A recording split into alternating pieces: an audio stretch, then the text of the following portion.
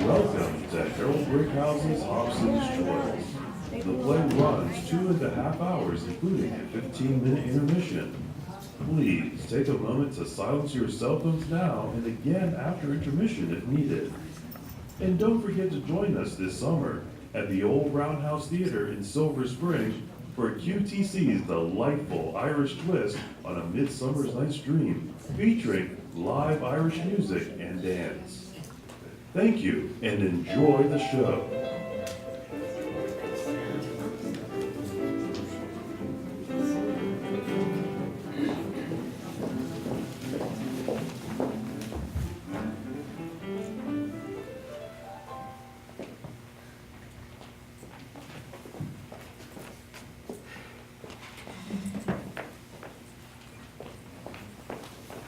Oh, it's you. I hoped it was Father going out. It isn't. He is late this morning. Got up late. Has he had his breakfast yet, Maggie? Breakfast with a Masons meeting last night. He'll need reviving. Then I wish he'd go and do it. Oh, are you expecting anyone, Alice? Yes, I am, and you know I am. And I'll thank you both to go when he comes. Well, I'll oblige you, Alice, if Father's going out first. Only you know I can't leave the counter till he goes. Good morning, Miss Alice. Good morning, Mr. Prosser. Father's not gone out yet. He's late. And what can we do for you, Mr. Prosser? Well, I can't say that I came in to buy anything, Miss Hobson. This is a shop, you know. We're not here to let people go out without buying. I'll just have a pair of bootlaces then, please. What size do you take in boots? 8. I've got small feet. Does that matter to the laces? It matters to the boots. Sit down, Mr. Prosser. Yes. Oh, it's time you had a new pair. These uppers are disgraceful for a professional man to wear. Number 8 from the bottom shelf, if you please. Mr. Prosser didn't come in to buy boots, Maggie. I wonder what does bring me here so often. I'm terrible hard on bootlaces, Miss Hobson. You can get through a pair a day. You must be strong. I like to keep a little stock of the mitts as well to be prepared for accidents. And now you have boots to go with the laces, Mr. Prosser. How does that feel? Very comfortable. We'll try it standing up.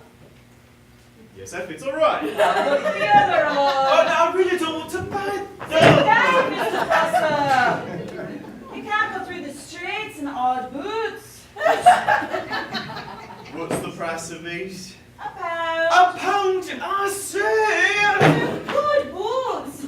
And you don't need to buy a pair of laces today because we give them in as a discount. Braid laces, that is.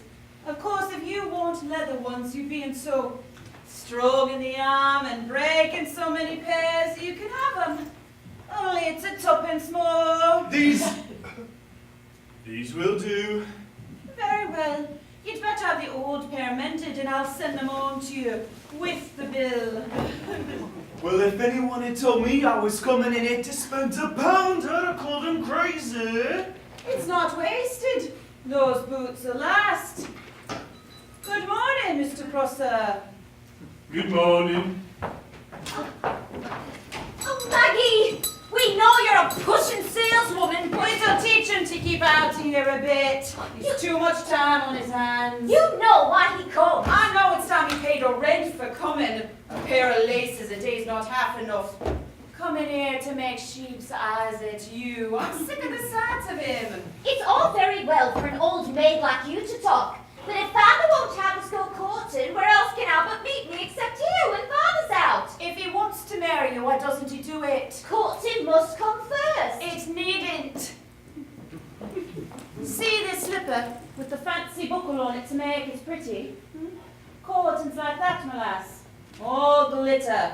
No use to nobody. Maggie, just going out for a quarter of an hour. Yes, Father, don't be late for dinner. There's liver. It's an hour of dinner time. So that if you stay more than an hour in the Moonraker's Inn, you'll be late. Moonraker? Father, if dinner's ruined, it'll be your own fault. The eternal... Don't swear, Father. No. Sit down instead. you three. I've come to conclusions about you and I won't have it, you hear that? Interfering with the goings out and comings in, the idea! I've a mind to take measures on the lot of you. I expect Mr. Heel is waiting for you at the Moonraker's, Father. I can go on waiting. At present, I'm addressing a few remarks to the rebellious females of this house, and what I say shall be listened to and heeded. I've noticed it coming on ever since your mother died. There's been a gradual increase of uppishness towards me. Father, we'd have more time to talk after we close tonight. I'm talking now and you're listening. Providence has decreed that you should lack a mother's hand at the time when single girls grow bumptious and must have somebody to rule. But I tell you this, you'll none rule me. Well, I'm sure I'm not bumptious, Father. Yes, you are. You're pretty, but you're bumptious. And I hate bumptiousness like I hate a lawyer. If we take trouble to feed you, it's not bumptious to ask you not to be late for your food. Give and take, Father. Our giving, you taking, it's going to end. And how much a week do you give us? It's neither here nor there. At the moment I'm on uppishness, and I'm warning you, your conduct towards your parents got to change. That's not all. That's private conduct. And now I pass to broader aspects, and I speak of public conduct. I've looked upon the household as they go about the streets, and I've been disgusted. The fair name and fame of Hobson have been outraged by members of Hobson's family, and uppishness has done it. Well, I'm sure I don't know what you're talking about. Vicky, you're pretty, but you can lie like a gas meter. Who had new dresses on last week? I suppose you mean Vicky and me. I do. We shall dress as we like, Father. You can save your breath. Well, I'm not stopping in from my business appointment for the purpose of saving the breath. Well, but you like to see me in nice clothes. I do. I like to see me daughters nice. That's why I pay Mr. Tudsbury the draper £10 a year ahead to dress you proper. It pleases the eye. It's good for trade. But I tell you, if some women could see themselves the way men see them, they'd have a shock. And I'll have words with Tudsbury and all for letting you dress up like guys. I saw you and Alice out of the Moonraker's parlour Thursday night, and my friend Sam Mintz. A publican. Aye, a publican. As honest a man as God Almighty ever sent behind the bar, my ladies. My friend Sam Mintz asked me who you were. And, well, he might. You were going down Chapel Street with a whole band of teenagers behind you. Father! Oh, the hump was wagging and you put your feet on pavement like you got chill things all stiff neck above and wig haze below. It's immodest! It is not immodest, Father. It's the fashion to wear bustles. But to hell with the fashion. Father! You're not in Moonrakers now. You should open your eyes to what other ladies wear. If what I saw in you is any guide, I shall do now to the kind. I'm a decent-minded man. I'm Hobson. British middle class and proud of it. I stand for common sense and sincerity. You're affected, which is bad sense and insincerity. You've overstepped nice dressing and tried grand dressing, which is the occupation of fools, and such as have no brains. You forget the majesty of trade and the unparalleled virtues of the British Constitution, which are all based upon the sanity of the middle classes, combined with the diligence of the working classes. You're losing balance. You're putting things which don't matter in front of things which do. And if you mean to be a factor in the world of Lancashire, or a factor in the House of Hobson, you'll become sane. Well, do you want us to dress like mill girls? Nay, no like French madams neither. It's all English, I say. We shall continue to dress fashionably, Father. Oh, well, then I have a choice for you two, Vicky, you I'm talking to, and Alice. You'll become sane if you're going on living here. You'll control this uppishness which is growing on you, and if you don't, then you're out of this! And you can exercise your gifts on someone else than me. You don't know when you're well off. You'll know when I'm done with you. I'll choose a pair of husbands for you, my girls. That's what I'll do. Oh, can't we choose husbands for ourselves? I've been saying for the last 5 minutes you're not even fit to choose dresses for yourselves. I'm talking a lot to Vicky and Alice, Father. Where do I come in? You? Well, if you're dealing husbands round, don't I get one? That's a good one. You were the husband. Why not? Why not? Well, thought you'd sense enough to know, but you want the brutal truth? You're past the marrying age. You're a proper old maid if there ever was one, Maggie. I'm 30. Aye, 30 and shelved. Well, you can't all get husbands. As for you others, I've told you.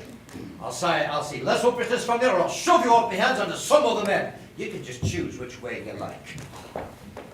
1 o'clock dinner, Father. Now, look here, Maggie. I set the hours at this house. It's 1 o'clock dinner because I say it is, not because you do. Yes, Father. So long as that's clear, I'll go. Oh, no, I won't. Mrs. Hepworth's getting out of the carriage. Good morning, Mrs. Hepworth. What a lovely day. I've come about those boots you sent me home. Oh, yes, Mrs. Hepworth. They look very nice. Get up, Hobson. You look ridiculous on the floor. Who made these boots? We did. Our own make. Will you answer a plain question? Who made these boots? They were made on the premises. Young woman, you seem to have some sense when you served me. Can you answer me? I think so, but I'll make sure for you, Mrs. Hepworth. Tommy! You wish to see the identical workman, then? I said so. I'm responsible for all work turned out here. Well, I never said you were. Yes, Miss Maggie? Oh, man. Did you make these boots? No, ma'am. Well, then who did?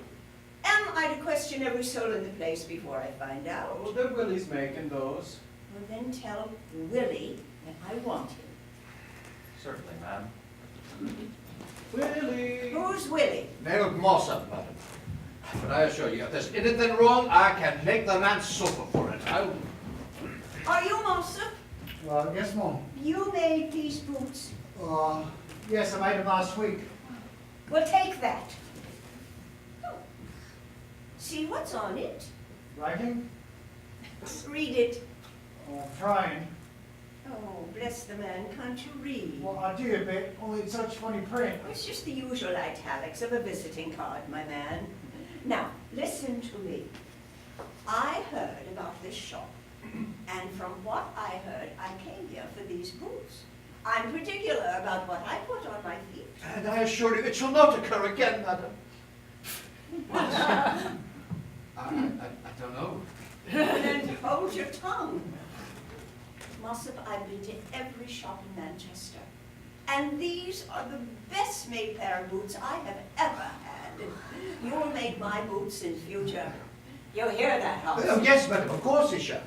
Now you keep that card, and you won't dare leave here to go to another shop without letting me know where you are. Oh, he won't make a change.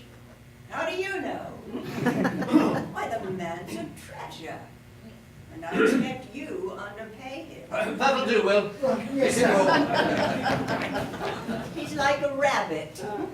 Can I take your order for another pair of boots, Mrs. Hepworth? Oh, no, thank you, young woman.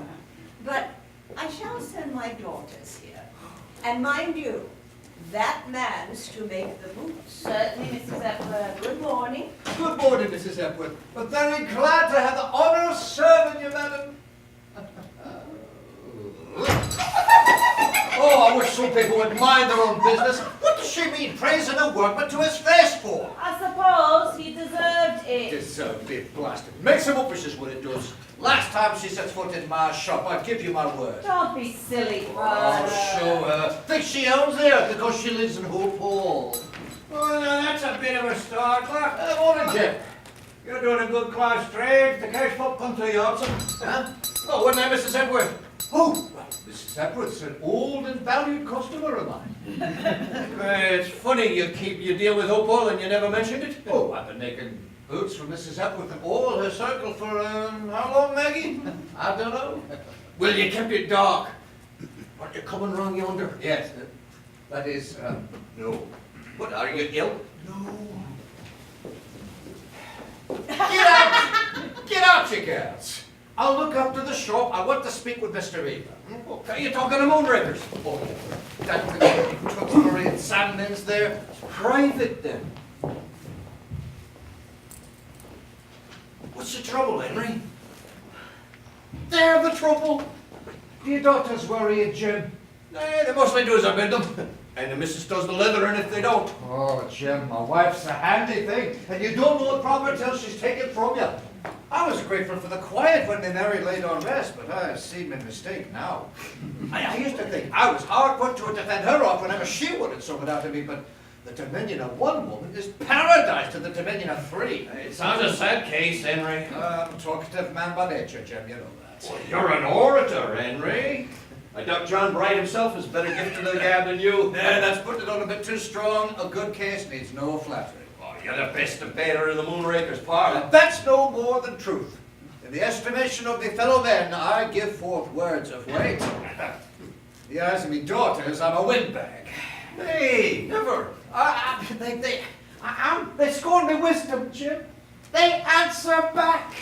I've fallen in a hole, a great undignified hole. My own daughters have got the upper hand of me. Yeah, women are worse than men for getting above themselves. And the foolishness of women begins when man's leaves off. They want a firm hand, Henry. Well, I've lifted up my voice and roared at them. Beware of roaring at women, Henry. Roaring is mainly hollow sound. It's like trying to defeat an army with banging drums instead of cold steel. And it's steel in a man's character that subdues women. I've tried all ways. I'm fair-minded. I don't know what to do. Well, you quit roaring at him and get him wed. Oh, I thought of that. Trouble is to find the men. It's coming enough. Are you looking for angels in breeches? I'd like my daughters to marry temperance young men, Jim. Oh, now you keep your ambitions within reasonable limits. You have 3 daughters to find husbands for. 2, Jim. 2. Vicky and Alice are mostly window dressing for the shop. But Maggie, she's too useful to part with. She's a bit on the right side for marrying, is our Maggie? I've seen them doing it. Double her age. But still, leaving her out, you have 2. What'll do for a start, Jim? It's a thing I've noticed about wenches. You get one wedding in a family, it goes through the lot like measles. Well, you want a man, and you want him temperance. It'll cost you a bit, you know. What? Oh, put my hand down for the wedding, all right. Oh, one man like you'll have to do more than that. There's things called settlements. Settlements. Aye. You've to bait a hook to catch fish, Henry. Oh, well, none go fishing. Well, you said you wanted to I changed my mind. I had a fancy for a bit of quiet, but there's luxuries a man can buy too dear. Settlements indeed. I had a man in mind. Well, you can keep them right there. I'll rub along and chance it. Settlements indeed. You save the keep. They work for her. And their And wages. none of them big eaters. And wages?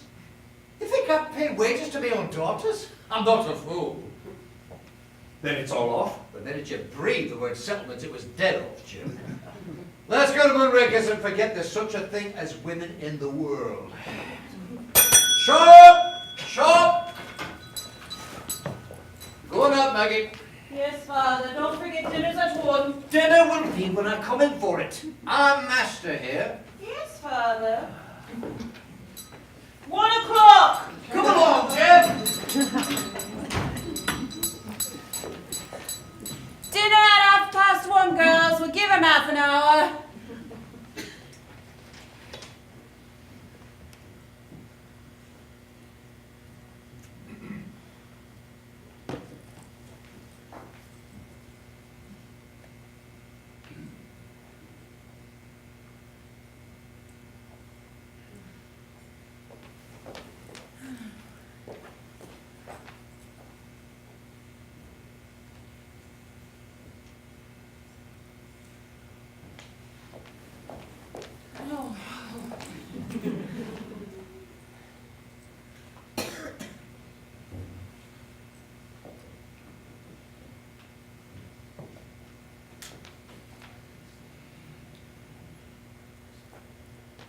Willie, come here. This was Maggie. Come up and put the trap down. I want to talk to you. Oh, we're very busy in the cellar. Show me your hands, Willie. Well, they're dirty. Is they're dirty?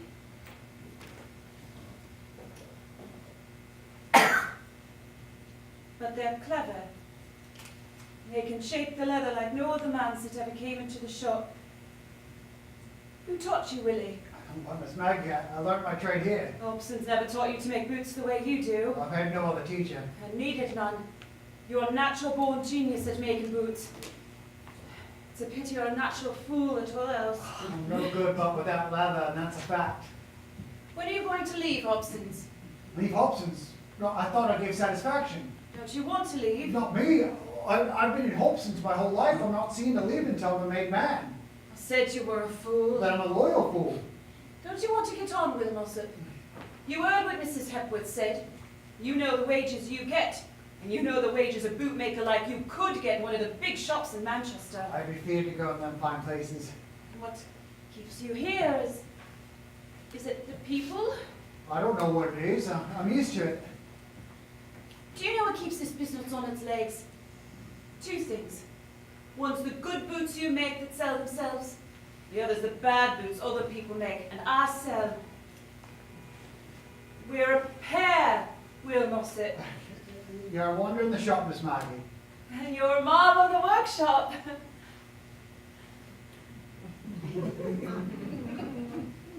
Well, Well, what? it seems to me to point one way. What way is that? You leave me to do the work, my lad. I'll be getting back to my stool, Miss Maggie. You go back when I've done with you. I've watched you for a long time, and everything I've seen I've liked. I think you'll do for me. In what way, Miss Maggie? Will Mossop, you're my man. 6 months I've counted on you. It's got to come out sometime. But I never... Oh, I know you never. Not be left to me to do the job like this. I'm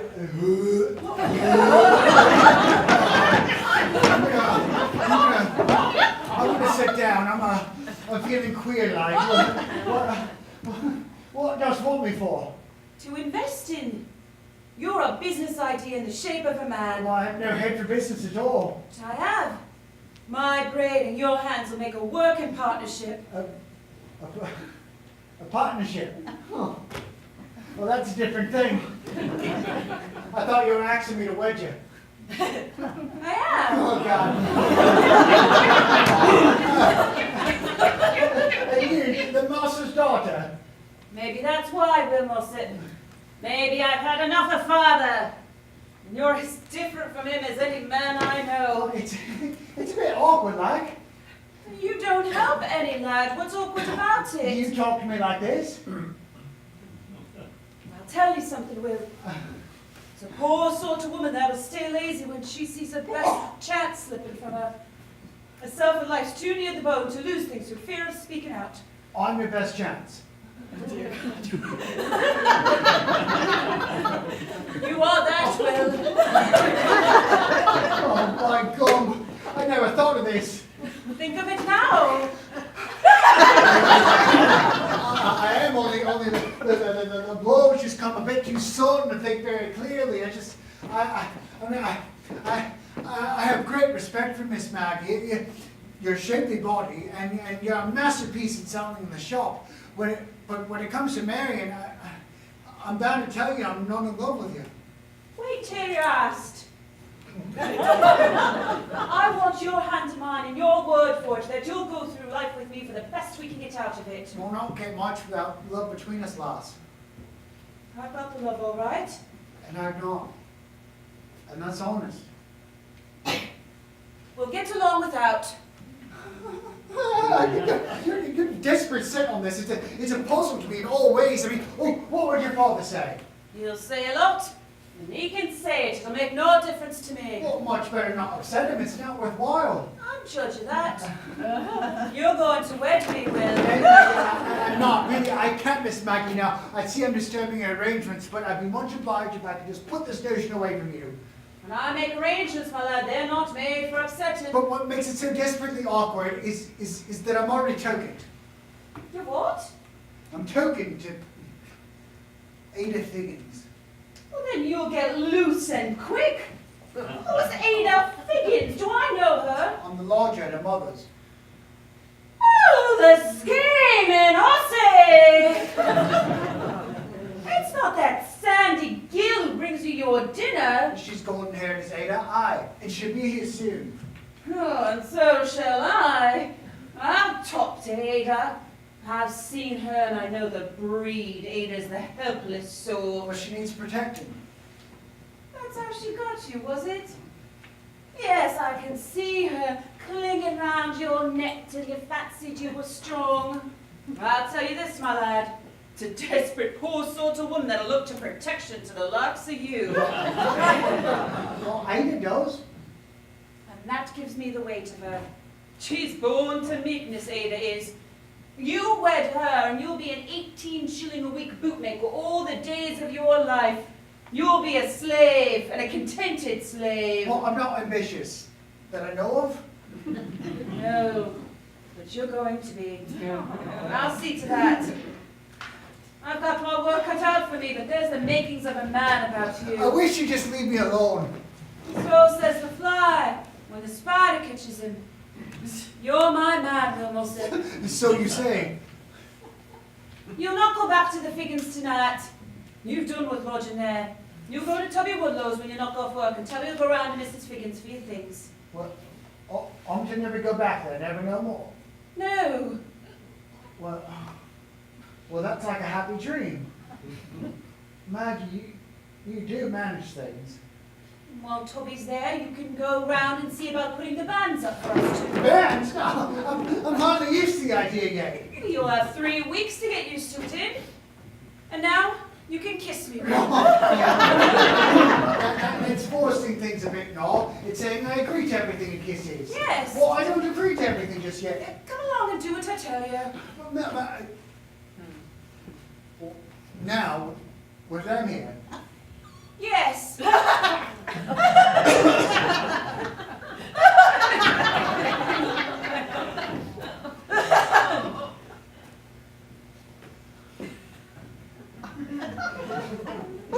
I couldn't. What's the matter with Willie? Oh, he's a bit upset because I've told him he's to marry me. His dinner cooking nicely. You're going to marry Willie Mossop. Willie Mossop? He kept it quiet, Maggie. You know about it pretty near as soon as Willie does himself. Well, I don't know. Oh, I know. And if you're afraid to speak your thoughts, I'm not. Look here, Maggie. What you do touches us. And you're mistaken if you think I'll own Willie Mossop for my brother-in-law. Is there supposed to be some disgrace in him? You ask Father if there's disgrace. And look at me. I'd hopes of Albert Prosser till this happened. You'll marry Albert Prosser when he's able. And that'll be when he starts spending less on laundry bills and hair cream. Well, what about that dinner? It'll be ready in 10 minutes. You said 1 o'clock. Yes, Father, 1:05. You wash your hands and be ready before you are. I will not wash my hands. I don't hold with such finicking ways, and well you know it. Father, have you heard the news about our Maggie? News? There's no news. It's the same old tale. Uppishness. Keep a starving man from the meat he earns in the sweat of his brow, would you? I'll put you in Don't lose your temper, Father. You may have need of it soon when Vicky speaks. What's Vicky been doing? Nothing. It's about Will Mossop, Father. Well, Yes. What's your opinion of Will? he's a decent lad. I've naught against him that I know of. Would you like him in the family? Whose family? Yours! I'm going to marry Willie, Father. That's what all the fuss is about. Mary? You? Mossop! You can't be past the marrying age. I'm not. That's all. Did Jamie say I'd do the choosing when it came to a question of husbands? You said I was too old to get a husband. Yeah, you all are. Father! And if you're not, it makes no matter. There'll be no husbands here. Oh, but you said... I changed my mind. I've learned something since then. There's a lot too much expected of a father nowadays. There'll be no witness here. Oh, Father! Go get me dinner served and talk less. Go on now. I'm not in the right temper to be crossed. You and I'll be straight with one another, Father. I'm not a fool. And you're not a fool. And things might as well be put in their places, left untidy. I tell you, my mind's made up. You can't have William Mossop. Well, I said his father was a workhouse brat. A combat chance. It's news to me we're snobs in Salford. I have Willie Mossop. I just settled my life's course. And a good course too, so think on't. I'll be the laughing stock of the place if I allowed it. I won't have it. It's hardly decent at your time of life, Maggie. I'm 30! And I am going to marry Willie Mossop. And now, I'll tell you my terms. You're in a nice position to state terms, my lass. You'll pay my man, Will Mossop, the same wages as before. And as for me, I've given you the better part of 20 years of work without wages. I will work 8 hours a day in future, and you will pay me 15 shillings by the week. You think I'm made of brass? You'll soon be made of less than what you are if you let Willie go. And if Willie goes, I go. That's what you've got to face. I might face it, Maggie. Shop hands are cheap. Cheap ones are cheap. The sort you'd have to watch all day. And you'd be happy helping them tie parcels and sell laces while Toodsbury Healer and Mims are supping their ale without you. I'm value to you, and so's my man. And you can boast it at the Moonrakers that your daughter Maggie's made the strangest, finest match a woman's made this 50 year. And you can put your hand in your pocket and do what I propose. Well, I'll show you what I propose. Well, Mossop, I cannot leather you, my lass, you're female and exempt, but I can leather him. Come up, Will Mossop. You're taking up with me, Maggie, I hear. Nay, I'm not. She's done the taking up. Well, either way, Willie, you've fallen upon misfortune. Love's led you astray, and I feel bound to put you right. Maggie, what's this? I'm watching you, my lad. Manuel, you can keep your job. I bear no malice, but we must beat the love from your body. And every morning you come to work here with love still sitting in you, you'll get a leathering. Oh, you'll not be loving me. You're making a great mistake, Mr. Hobson. Put aside your weakness for me, Maggie, if you have a liking for a sound skin. You waste a great lot of brass at chemist if I match you for a week with this. I'm not wanting my Maggie. It's her that's after me. But I'll tell you this, Mr. Hobson. You talk to with that strap, I'll take your quick eye, and I'll stick to her like glue. No, but one answer to that kind of talk, my lad. And I have no but one answer back.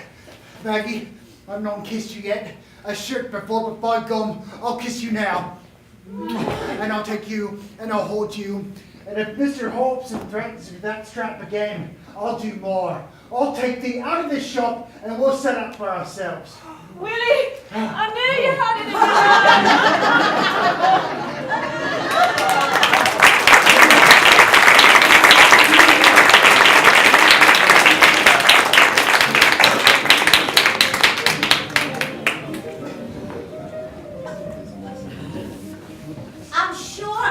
Know what to tell you to do, Tubby. There's nothing in it all for us to start on, Miss Alice. We're worked up. Well, Father's out and I can't help you. We'll play old Airy if he comes in and finds us doing naught in the workroom. Then do something. We're not stopping you. You're not telling me neither, and I'm supposed to take my orders from the shop. Well, I don't know what to tell you. Nobody seems to want any boots made. The high-class traders dropped like a stone this last month. Of course, we can go on making clogs for stock, if you like. Then you better. You know what's got by selling clogs won't pay the rent, let alone wages. But if clogs are your orders, Miss Alice... You suggested it! I made the remark, but I am not a rash man, and I'm not going to be responsible to the master with his temper so naughty in all since Miss Maggie went. Oh, dear. Well, what would Miss Maggie have told you to do? Well, I couldn't tell you that, miss, I'm sure. I don't recollect things being as slack as this in her time. Well, you don't help us much for an intelligent foreman. When you've told me what to do, I will use my intelligence and see it's done properly. Then go and make clogs. Them's your orders. Yes. Thank you, Miss Alice. I wonder if I've done right. That's your lookout. I don't care. It's Father's place to be here to tell them what to do. Well, Maggie used to manage without him. Oh, yes, go on. Blame me that the place is all at 6s and 7s. Well, I don't blame you. I know as well as you do it's Father's fault. He should be looking after his business instead of spending more time than ever in Moonrakers. But you needn't be snappy with me about it. I'm not snappy myself. It's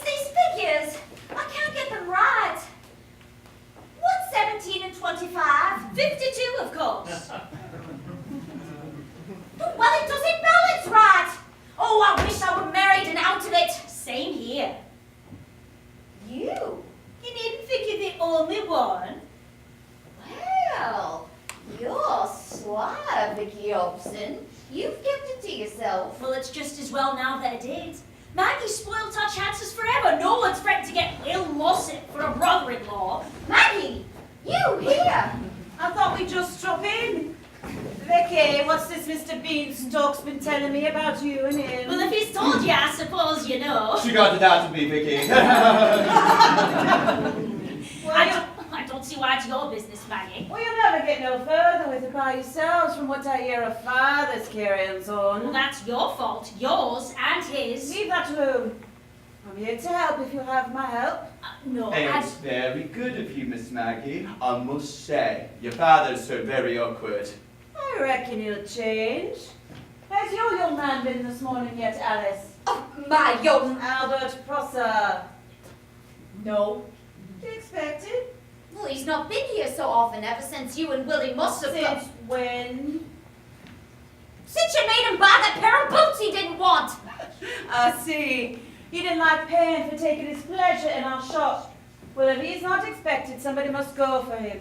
Prosser, Pilkington and Prosser, solicitors of Baxley Square, that's right, isn't it? Yes. Albert and Prosser. That's quite a big man. In his way. Now will you go and fetch him, Mr. Beanstalk, and tell him to bring the paper with him. Well, you're ordering folk about a bit. I'm used to it. It's all right, Vicky. Oh, is it? Suppose Father comes in and finds Albert and Freddie here. He won't. He's beyond his time already. I know. You must have worried him very badly since I went, Alice. Why? Tell them, Mr. Beanstalk. Well, the fact is, Mr. Hobson won't come because he's at our place just now. At your corn warehouse? What's Father doing there? He's sleeping, Vicky. Sleeping? You see, we've a cellar trap that opens in the pavement, and your father wasn't looking very carefully where he was going, and he fell into it. Oh, fell? Is Father hurt? Oh, he's snoring very loudly, but he isn't hurt. He fell soft on some bags. And now you can go for Albert Prosser. Is that all we're to be told? That's all there is to tell, till Freddie's seen a solicitor. I'll not be long. Don't, I've a job here for you when you get back. I don't know what you're aiming at, Maggie. Well, the difference between us is that I do. I always did. Well, it's a queer thing you aimed at. I've done uncommon well myself, and I've come here to put things straight for you. Father said get married and you don't shape. He changed his mind. I don't allow for folks to change their minds. He made his choice. He said get married, and you're going to. Well, you haven't made it easier for us, you know. Meaning, It Willie? wasn't my fault, Miss Vicky. Really, it wasn't. You call her Vicky, Will. No, he doesn't. Look here, he's in the family. We're going to be. And I'll tell you this. If you want your Freddie, and you want your Albert, you'll be respectful to my Willie. Willie Mossop was our boot hand. He was. And you'll let bygones be bygones. He's as good as you are now. And better. Oh, they come back here. Oh, better, I say. They're shop assistants. You're your own master, aren't you? Well, I've got my name wrote up on the window, but I don't know about being master. Here is his business card. William Mossop, practical boot and shoemaker, 39A Oldfield Road, Salford. William Mossop, master bootmaker. And that's the man you're privileged to call by his Christian name. I'll do one better for you than let you call him in his name. The bar that you can kiss him for your brother-in-law to be. No, they come back here. I'm no great hand at kissing. I've noticed that. Better practice or do you no harm. Come along, Vicky. But Maggie, a shop of your own?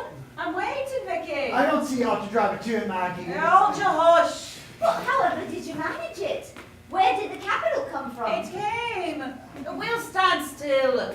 She's making up her mind to do I'd it. much rather not put her into the trouble. You'll take your proper place in this family, my lad. Trouble or no trouble. I don't see why you should always get your way.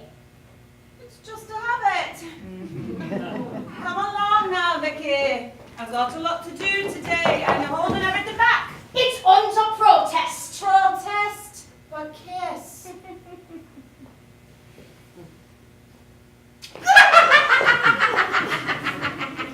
Your turn now, Alice. I'll do it, Maggie. If you help me with these books. Oh, Father's put you in my place. Yes? Well, then you must take the consequences. Your books aren't my affair. I think you might help me, Maggie. Surprised at you, Alice. Really, I am, after what you've just been told. Exposing your books to a rival shop. You ought to know better. Will's waiting. And you're to kiss Marty now. Very well.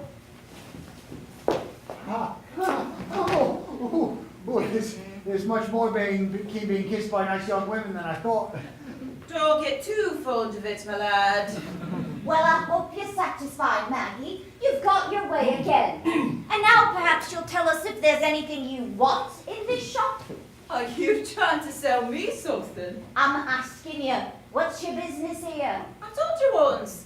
Will and me's taking a day off to put you in the way of getting wed. Well, things must be slow at your new shop if you can walk out in your best clothes on a working day. Well, it's not a working day for us. It's a wedding day. You've been married this morning? Oh, not us. I'll have my sisters there when I get wed. It's at 1 o'clock at St. Philip's. But we can't leave the shop to come. Why not? Is trade so brisk? No, But I'm not so much high-class trade doing with you, eh? I don't see how you knew. I'm good at guessing. You'll not miss out by coming with us to church. And we'll expect you home tonight for a wedding spread. Oh, it's asking us to approve. You have approved. You kiss the bridegroom. And you'll come along with us. Father's safe where he is. And the shop? Well, so we can see to the shop. And that reminds me. You can sell me something. There are some rings in that box, Vicky. Brass rings? Yes, I want one. That's the size. Well, you're not taking it for... Yes, I am. Will and me are throwing money around, but we can pay our way. There's 4 pence for the ring. Look, gather it up, Vicky. Wedding with a brass ring? Ah, this one will do. It has a nice fit. Alice, you haven't entered that sale in your book yet. No wonder you're worried about your accounts if that's how you see to them. I'm a bit too much astonished at you to think about accounts. A ring out of stock? They're always out of someone's stock. Well, I think shame to myself to be married with a ring like that. Oh, and folks can't afford the best they have to do without. I'll take care I never go without. Semi-detached for you and a house full of new furniture, I suppose. Haven't you furnished? Partly what? We've made a start at the Flatiron Market. I'd stay single sooner than have other people's cast-off sticks in my house. Where's your pride gone to, Maggie? I'm not getting wed myself to help the furnishing trade along. I suppose you turn your nose up at second-hand stuff too, Vicky. I'd start properly, and not at all. Then neither of you have any objections to my clearing out the lumber room upstairs. We brought a handcart round with us. You made sure of things? Yes. Get upstairs, Will. I told you what to bring. Oh, wait a bit. Go on. Let me tell you, if you claim the furniture from your old bedroom, that it's my room now, and you'll not budge a stick of it. I expected you to promote yourself, Alice, but I said lumber room. There's 2-3 broken chairs in the attic. You'll not be telling me they're of any use to you. No, you neither. Will's handy with his fingers. You'll put in this afternoon to mending them. They'll be secure against you come to sit on them at supper time tonight. And that's the way you're going to live, with cast-off furniture. Aye, in 2 cellars in Oldfield Road. A cellar? 2 of them. One to live and work in, the other to sleep in. Well, it'd not suit me. Nor me. It suits me fine. And when Will and me are richer than the lot of you together, it'll be a grand satisfaction to think about how it was when we began. Oh, just a minute, Will. These chairs are not so bad. You can sit on one tonight and see. You know, mended up. These would do quite well for my kitchen when I'm wet. Yes, or for mine. I think my parlour comes up front your kitchens, though. Parlour? I thought you only had one living room. Then it might as well be called a parlour as by any other name. Put them on the handcart, Will. And as for your kitchens, You've got none yet. And if you want my plan for you to work, you'll remember that I'm taking off you some crippled stuff that isn't yours. And what I get for you are marriage portions. What? Marriage portions, Maggie.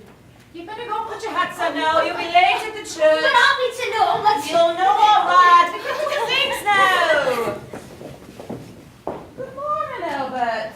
Have you got what Freddie asked you for? Yes, but I'm afraid. Oh, never mind being afraid. Freddie, I told you I had a job for you. Go upstairs with Will. So if you want chairs to be brought down, and take your coat off to it. And now then, Albert. But can't he do it himself? He's I paid. told you what to do. You can't do it with your coat on. If those chairs aren't down here in 2 minutes, I'll leave it up to you to tackle this in a fine ass shoemaker. Oh, that's Maggie.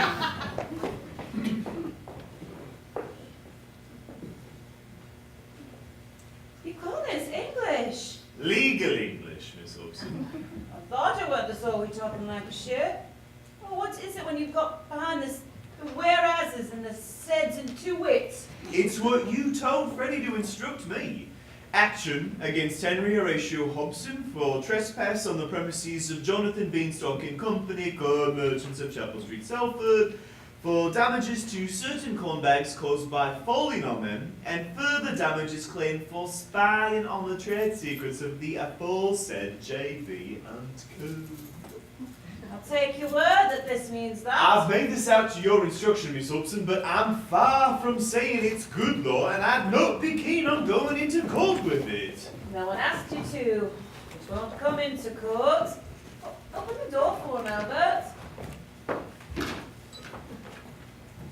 What's the time? You can see the clock from there. It's 1:45. Girls, if you're late for our wedding, I'll never forgive you. Get your coats on now. Freddie, you take this paper and put it on my father in your cellar. Now? Oh, yes, of course now. He might wake at any time. He looks fast enough. Aren't I to come to the church? Yes, if you do that quick enough to get there before we're through. All right. Now, there's that handcart. Are we to take it with us? To church? You can't do that. I'll take it home. I'd have me wait to free up the church. It's not for me, my lad. Oh, you can't very well leave it where it is. No, there's only one thing for it. You'll have to take it round to our place, Albert. Me? Yes, there's the key. 39A Orfield Road. Yes, but to push a handcart through South in broad daylight? It won't dirty your collar. Suppose some of my friends see me. Look here, my lad, if you're too proud to do a job like that, you're not the husband for my sister. It's the look of the thing. Can't you send someone from here? No. You can think it over. Tommy! Yes, miss? Oh, that's Miss Maggie. Come up, Tubby. You're in charge of the shop. We'll all be out a while. I'll be up in half a minute, Miss Maggie. Well, Albert Prosser? Oh, I suppose I must. That's right. We'll consider it your wedding gift to me. I'll allow you putting yourself out a bit for me.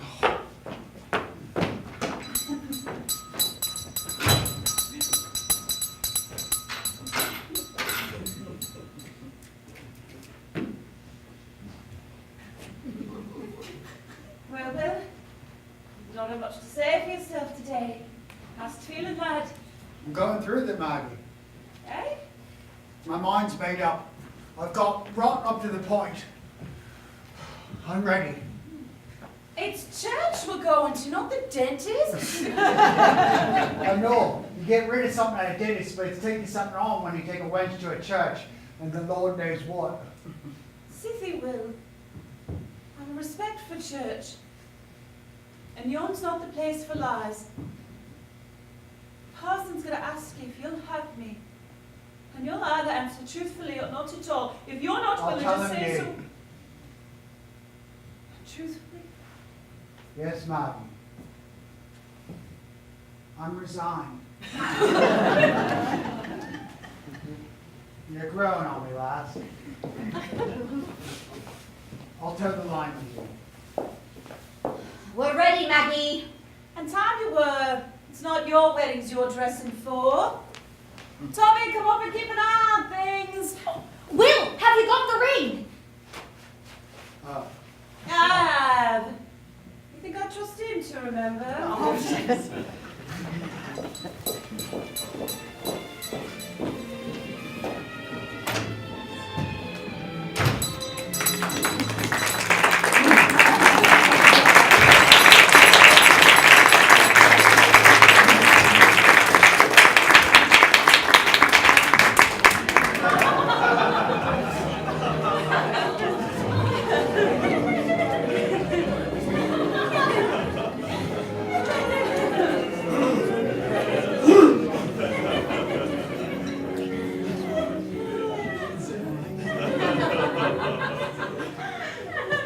To the bride and bridegroom.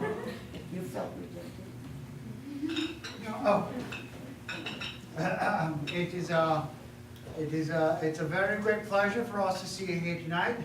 It's an honor you do us, and I assure you, speaking from a wife and myself, that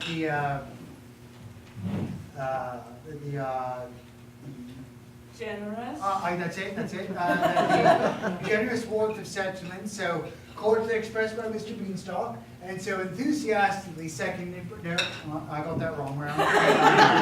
First expressed by Mr. Frost, seconded by Mr. Beanstalk, would never be forgotten by neither my life partner or self, and I raise this toast to you in my own house. To our guests, may they soon be married themselves.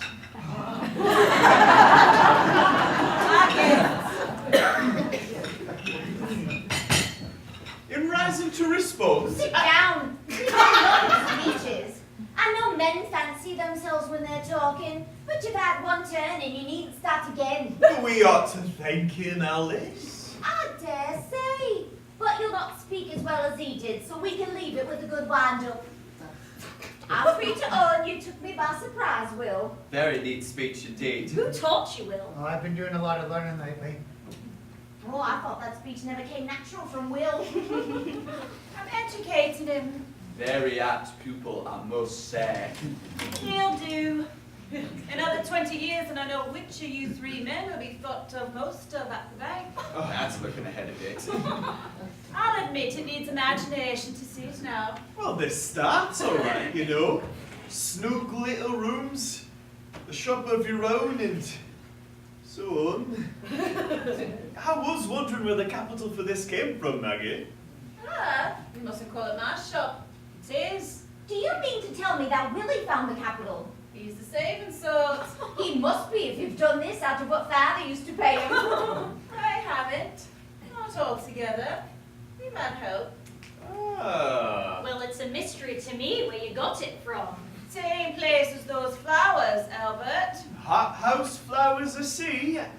I was wondering where they came from. Same place as the money, Albert. Ah. Well, I think we ought to be getting home, Maggie. I shouldn't marvel. I reckon Tommy's tired of looking after the shop by now. And if Father's wakened up and come in, Well, that's it. I'm a bit nervous. you'll have in your jealous temper. Come and put your hats on. We'll need this table after they've gone. You better be clearing the plates away. Yes, Maggie. But you, Lord! And you and Freddie can just lend a hand with the washing up, Albert. Me wash plate. Oh, Maggie, we're guests. I know. Only Albert laughed at Willie. And maybe washing up will make him think on it's not allowed.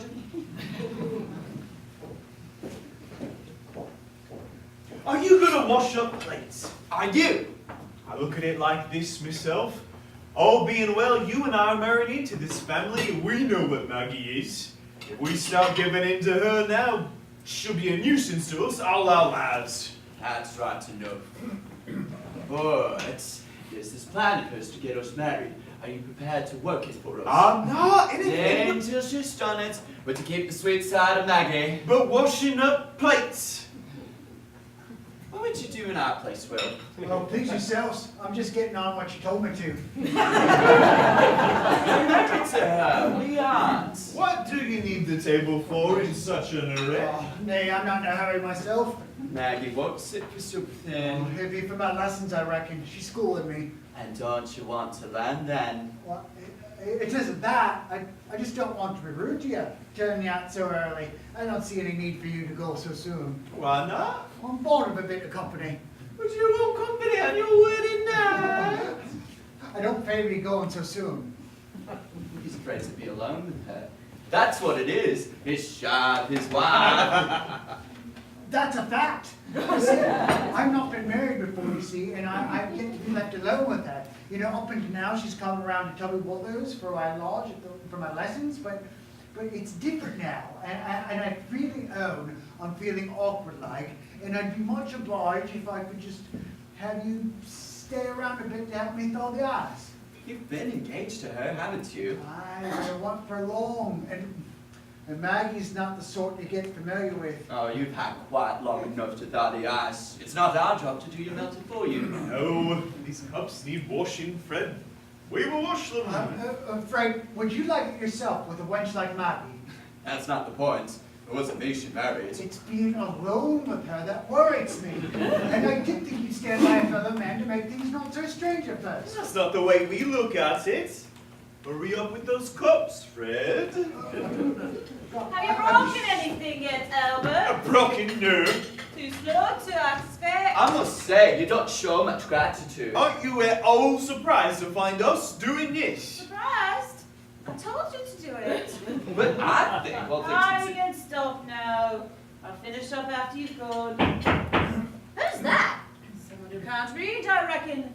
You hung that card on the door, Will? Aye, it's there, and you wrote it, Maggie. I knew better than to trust to you. Business suspended for the day, it says.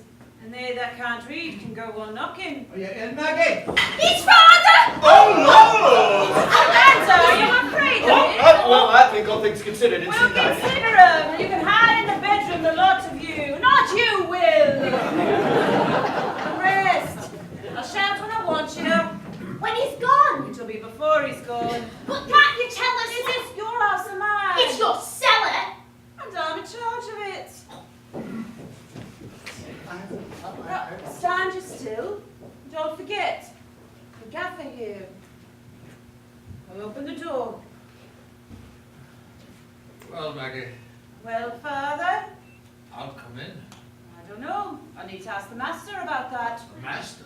You and him didn't part on the best of terms, you know. Will, it's my father. Is he to come in? Aye, let him come!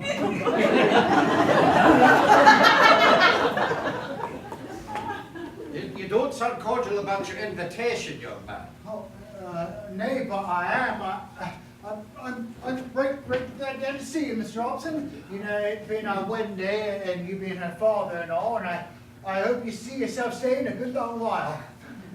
Well, that's enough, Will. You don't want to overdo it. You can sit down for 5 minutes, Father. This chair will bear your weight. It's been tested. We have no much tea to drink, but I reckon what's in the pot is stewed, so... Hey, you're not too old to the sort. Father likes his liquid strong. A piece of pork pie, Mr. Hobson? Pork pie. You'll be sociable now you hear a hope. It wasn't sociability that brought me, Maggie. What was it then? Maggie, I'm in disgrace. A sore and sad misfortune's fallen on me. Well, it happened. A piece of wedding cake. It'll do you good. It's sweet. Ah, that's natural in cake. Oh, got such a head. Oh, bride cakes a question of heart. There'll be no bride cakes what's very made it off. We've got first about our heads. I'm quite aware it's foolishness, but I've wished to see my father sitting at my table, eating my wedding cake on my wedding day. It's a very serious thing I came about, Maggie.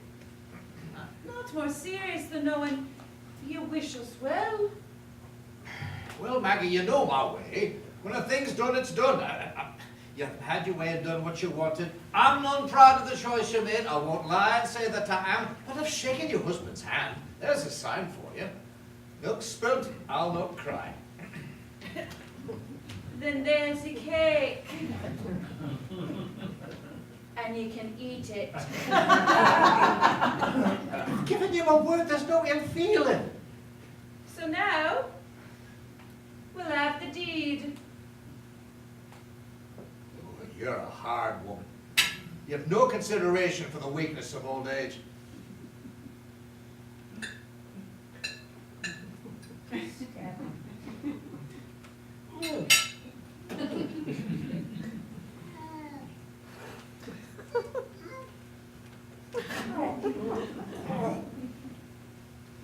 Finished? Pass me the tea.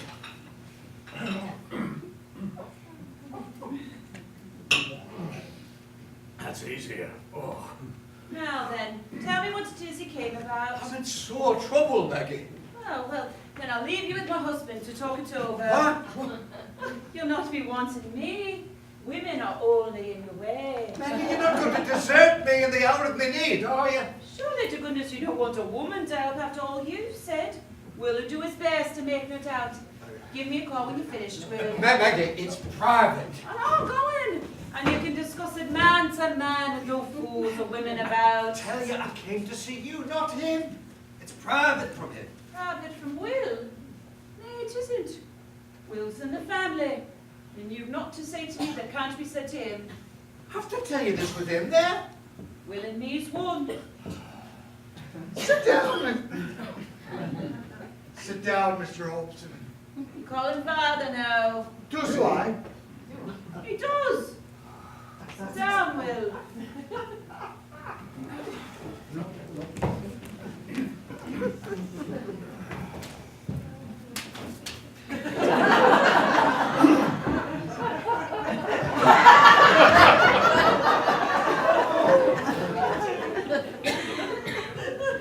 Now, father, we're ready if you are. What's the matter? That's the matter.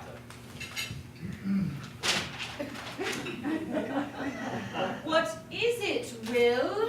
It's ruin is what it is, Maggie. Ruin and bankruptcy. Am I Vicar's Warden at St. Philip's, or am I not? Am I Hobson of Hobson's Boot Shop, Chapel Street, Salford? Am I a respectable ratepayer, the father of a family? It's an action for damages for trespass, I see. It's a stab in the back. It's an unfair, un-English, cowardly way of taking a mean advantage of a casual accident. Did you trespass? Maggie, I say it solemnly, it is all your fault. I had an accident, I don't deny it. Been in the Moonrakers and I stayed too long. And why? Why did I stay too long? To forget that I'd a thankless child. To erase from the tablets of memory the recollection of your conduct. That was the cause of it. And the result, blasted, withered result. I fell into that cellar, I slept in that cellar, and I awoke to this catastrophe. Lawyers, law costs, publicity, ruin. I'm still asking you, was it an accident or did you trespass? It's an accident, as plain as Salpertown Hole it's an accident. But they that live by law has twisted ways of putting things that make white show as black. I'm in the grips at last. I've kept away from lawyers my whole life. I've hated lawyers, and now they got their chance to bleed me for it. I've dodged them and they got me in the end. They squeezed me dry for it. My word, that is somewhat like a squeeze and all. I can see it's serious. I shouldn't wonder if you didn't lose some trade from this. Wonder. It's a certain it's Christmas. The good class customers are not got to order boots from a man who's stood up in open court and had to openly acknowledge that he was overcome at 12 o'clock in the morning. They'll not remember it was private grief that caused it all.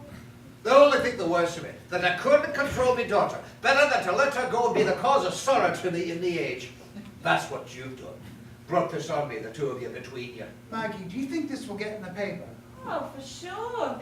You'll see your name in the Suffrage Reporter, Father. Salford Reporter and more. Yeah. When there's sorrow, when there's ruin and destruction, and outrageous fortune overwhelms a man of mere importance to the world, it's not just the Salford Reporter that takes note of it. This awful cross that has come to me shall be reported in the Manchester Guardian for the whole of Lancashire to read. Well, by gum! Think of that! To have your name appearing in the Guardian?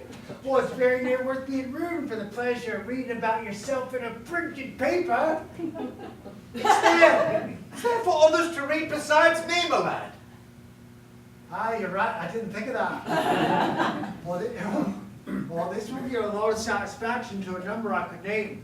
We know the people's troubles are what folks read the paper for, and I reckon it's twice the pleasure of reading about the troubles of a man they know themselves. To hear you talk, it sounds like a pleasure to you.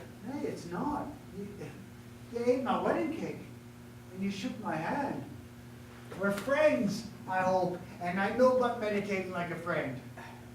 You know, I always like to think of the worst side of things first. Think, what are the chances? Can it be any worse than what you looked for? I mean, there's St. Philip's now. I don't suppose you go on being the vicar's warden after this to do, and it didn't bring you a powerful lot of customers from the church at that. I'm getting a lot of comfort from your husband, man. It's about what you deserve. Have you got any more consolation for me, Will? Well, I spoke what came to my mind. Well, have you spoken at all? I keep my mouth shut if you'd rather. Oh, don't strain yourself, Will Gossip. Oh, when a man's mind is filled with thoughts like yours, they're better out than in. Let them come, my lad. They'll leave a cleaner place behind. Well, I'm not much good at talking, and I always seem to say the wrong things when I do talk. I'm sorry if my well-meant words don't suit your taste, Mr. Hobson. Well, I thought you came here for I advice. didn't come to you, you jumped up carcahoon. That'll do, Father. My husband's trying to help you. Yes, Maggie. Now, about this accident of yours. Yes, Maggie. It's the publicity you're afraid of most? It's been dragged into a court of law at all. Me, who's voted right all through my life, and been a sound supporter of the Queen and Constitution. Then we must try and keep it out of court. If there are lawyers in heaven, Maggie, which I doubt, they may keep cases out of courts there. On earth, a lawyer's job is to squeeze him. And squeeze him where his squirming seen the most, in court. I've heard of cases being settled out of court, in private. It's private, yes, I dare say it'll all be worse for that. It's done amongst themselves in lawyers' offices behind closed doors, so nobody can see they're squeezing twice as hard in private as they dare to do in public.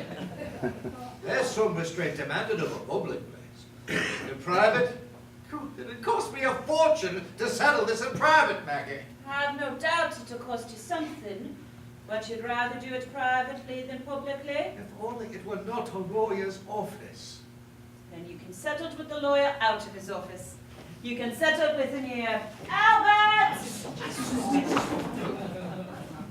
This is Mr. Prosser of Prosser, Pilkington and Prosser. He is. Yes. You're a lawyer. Yes, I'm a lawyer. At your age. Come out, all of you.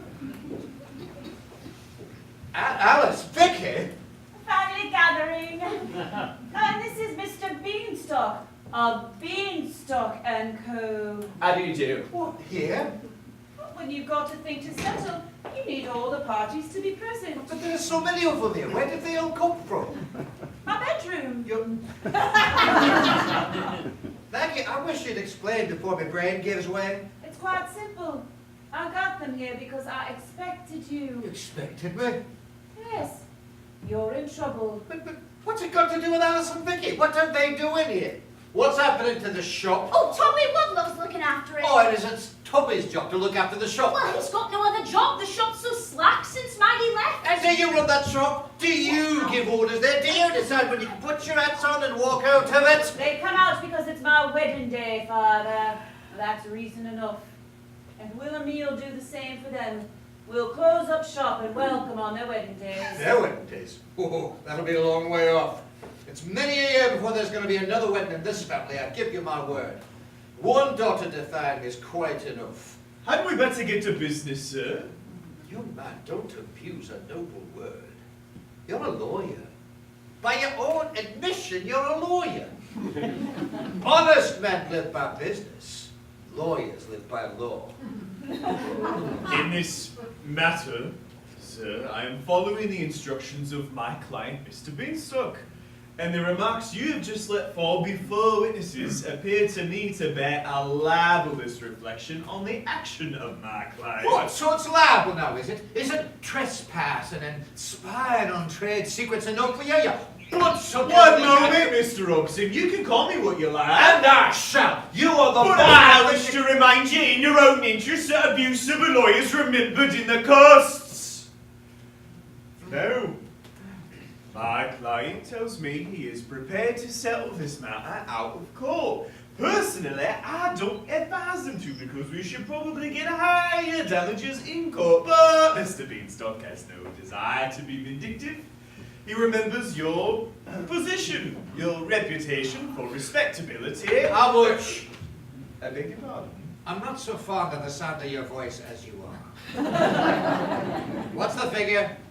The sum we propose, which will include my ordinary costs and not any additional costs incurred by your use of defamatory language to me, is £1,000. What? It isn't. £1,000 for tumbling down a cellar? Why am I to broken my leg? Well, that is in the nature of an admission, Mr. Hobson. Our flour bag saved your legs from fracture, and I am therefore inclined to add to the sum I have stated a reasonable estimate of the doctor's bills we have saved you by protecting your legs with our bags. Albert Prosser, I can see you're going to get on in the world, but that 1,000's too much. Aggie, we thought... But you can think again. But I thought... that If there are any more signs of greediness from the two of you, there'll be a counteraction for personal damages for your criminal carelessness in leaving your cellar flap open. Maggie, you saved me. I'll bring that action. I'll show them. Oh, you're not damaged. And one lawyer's quite enough. But he'll be more reasonable now. I know perfectly well what Father can afford to pay, and it's not £1,000 or anything like £1,000. Not so much you can't afford, Maggie. You make me out a pauper. You can afford to pay £500 and you're going to pay £500. Yes, but there's a difference between affording and paying. Then you can go into the courts and be reported in the papers if you like. It's the principle I care about.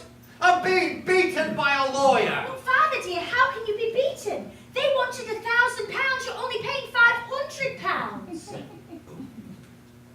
I hadn't thought of that. It's they who were beaten. I take a good few beatings myself at the price, Vicky. Right. Still, I want this keeping out of court. Then we can take it as settled. Do you want to see the money before you believe me? Is that your nasty lawyer's way? Not at all, Mr. Hobson. Your word is as good as your bond.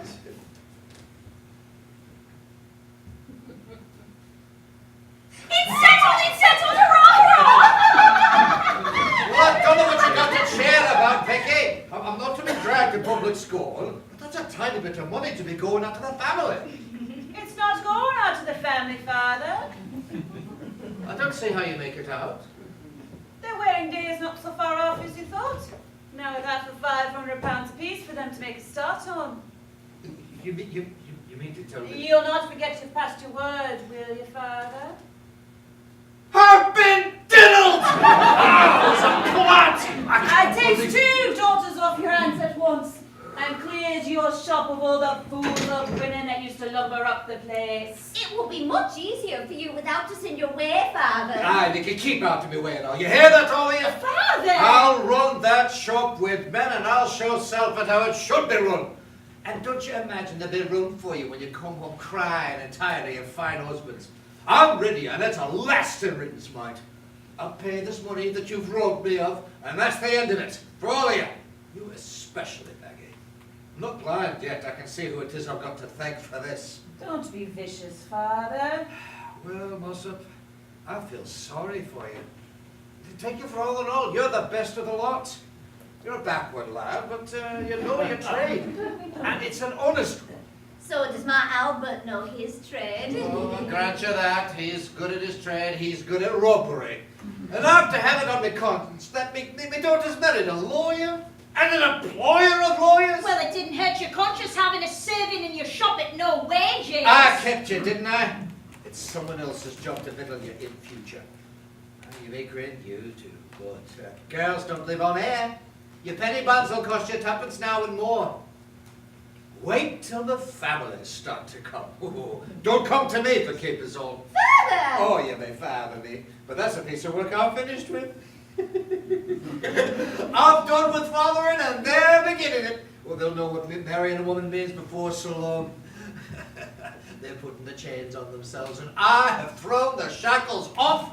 I've suffered for 30 years and more, and I'm a free man from today. Oh, Lord, what a thing you're taking on. You poor, poor wretches. You're red-nosed robbers, but you're going to pay for it.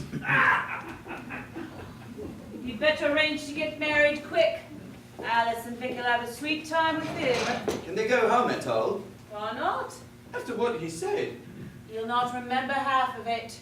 He's from Moonrakers now, if there's time. Well, what is the time? The time we were going, Maggie. You'll be glad to see the back of us. No!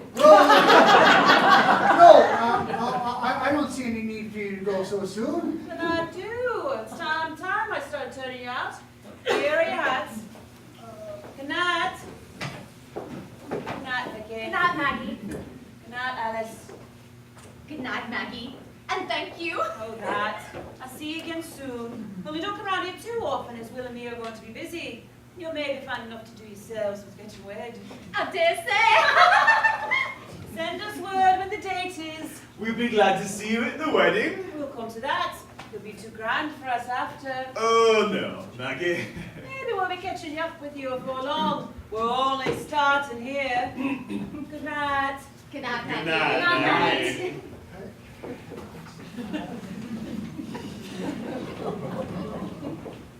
Now, you heard what I said to you tonight, Will.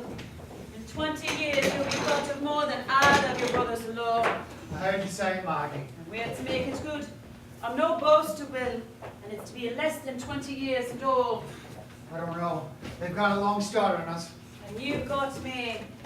Your slate's in the bedroom. Bring it out. I'll have this table clear before you come back. Take your Sunday coats off now. You don't want to make a mess of that. What do you do with that mopping rag? Want to wash out what's on the slate. Let me see it first. That's what you did at Toby's last night after I came here. Yes, Maggie. There's always room at the top. Writing's improving, Will. I'll only set you a short copy tonight because it's getting late. And we've got a lot to do in the morning. Great things grow from small. Sit down here, copy that.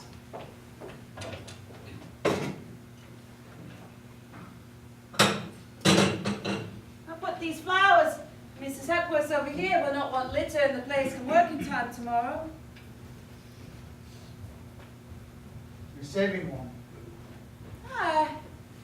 I thought I'd press it in my Bible as a keepsake. I'm not beyond liking to be reminded of this day.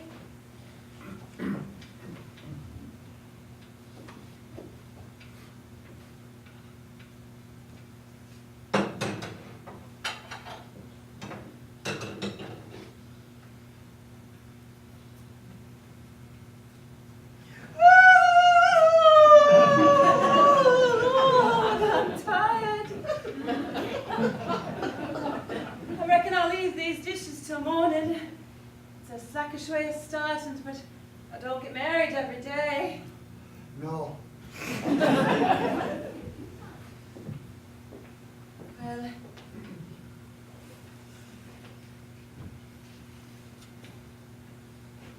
I'm for my bed.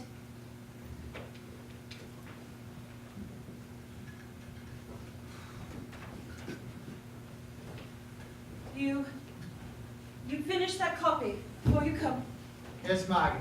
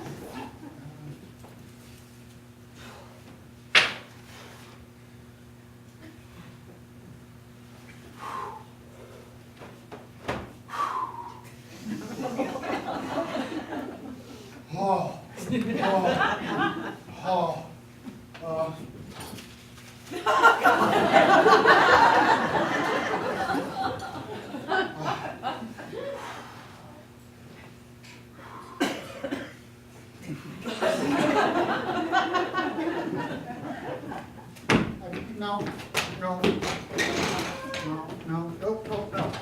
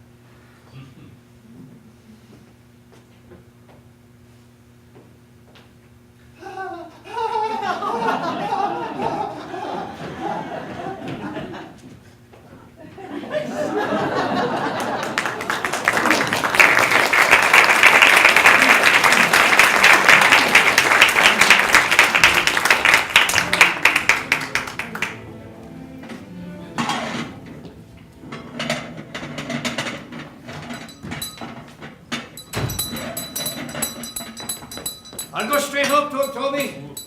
He's getting up, Mr. Wheeler. Getting up? Well, you said that he was I in his... told you what he told me to tell you. Run for Dr. McFarlane, he said, and I ran for Dr. McFarlane. Now go to Mr. Wheeler, he said, and tell him I'm very ill. Came, I told you. Then he said he would get up, and I was to have his breakfast ready for him, and he'd see you down here. Nonsense, Toby. Of course I'll go up to him. You know what he is, sir. I'll get blamed if you go. And he is short-tempered this morning. I don't want to get you into trouble, Toby. Oh, thank you, Mr. Wheeler. I quite thought it was something serious. If you ask me, it is. Well, which way? Every way you look at it.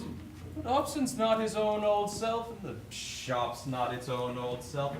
Look at me. Now I ask you, Mr. Wheeler, man to man, is this work for a foreman shoe-hand? Cooking, laying tables. By all accounts, there's not much else for you to do. Well, there's better things than being an housemaid if it's only making clogs. Well, they tell me clogs are a cut line. Well, what are you to do? There's nothing else wanted.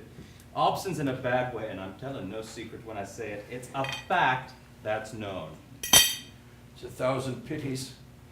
An old established trade like this? Yeah, who's to blame? Oh, I don't think you ought to discuss that with me, Toby. Well, don't you?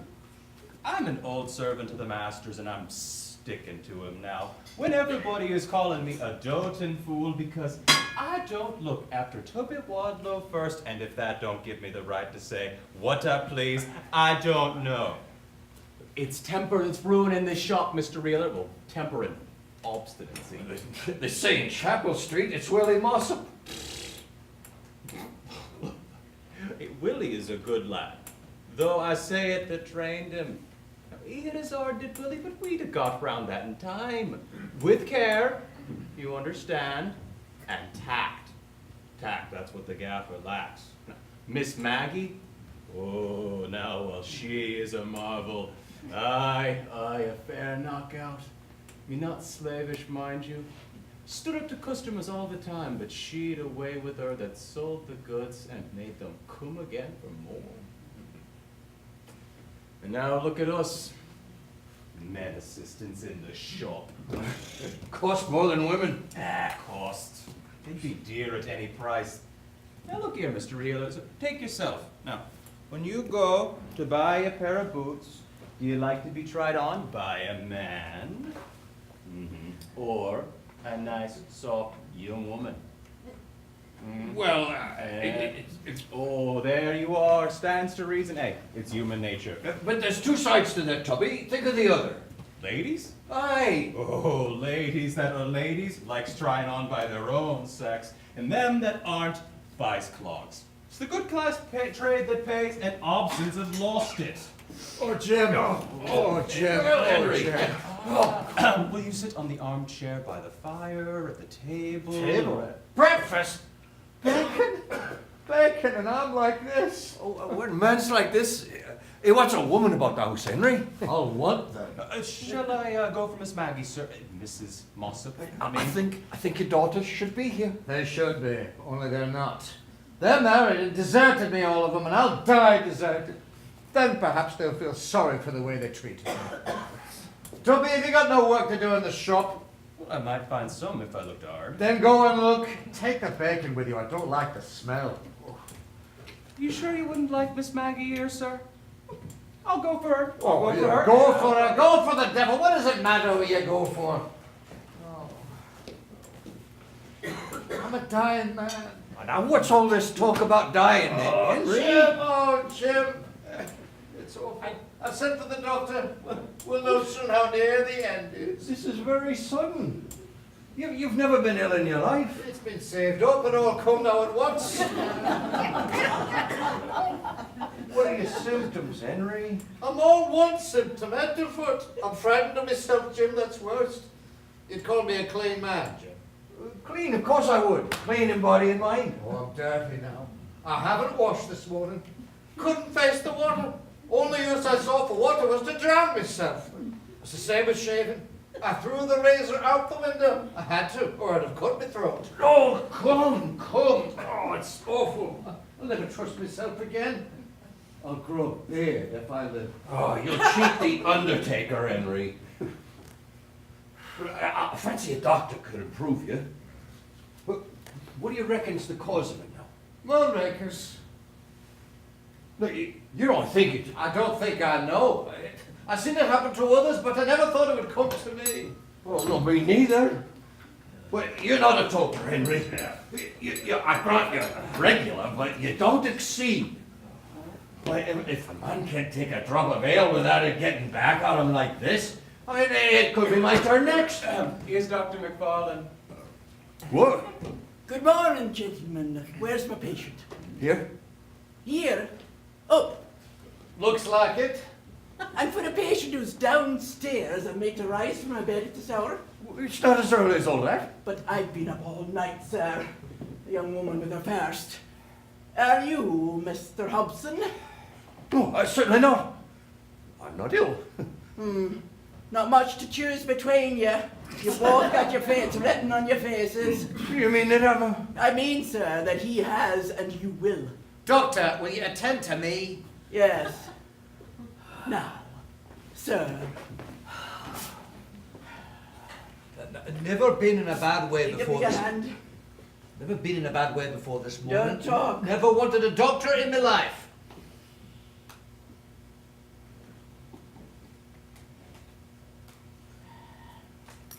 You've needed, but you're not sent. But this morning. I ken. What? Well, You know? any fool would ken. Huh? Any fool but one fool, and that's yourself. Oh, you're damn polite. Oh, if you want flattery, I dare say you can get it from your friend. I'm giving you my medical opinion. I want your opinion on the complaint, not on my character. Your complaint and your character are the same. Well, then you kindly separate them and tell me what it is I got. I will tell you nothing, sir. I do not diagnose as my patient's wish, but as my intellect and sagacity direct. Good morning to you. But you've not diagnosed.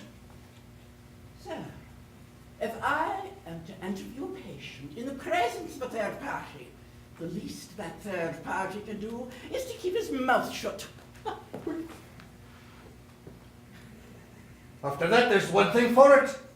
She shifts, or I do. You better go, Jim. There are other doctors, Henry. I'll keep this one. I've got to teach her a lesson. Scots women can't come over Salford, lads, this road. If it's it, then I'll leave you. That's it. I can bully as well as a foreigner.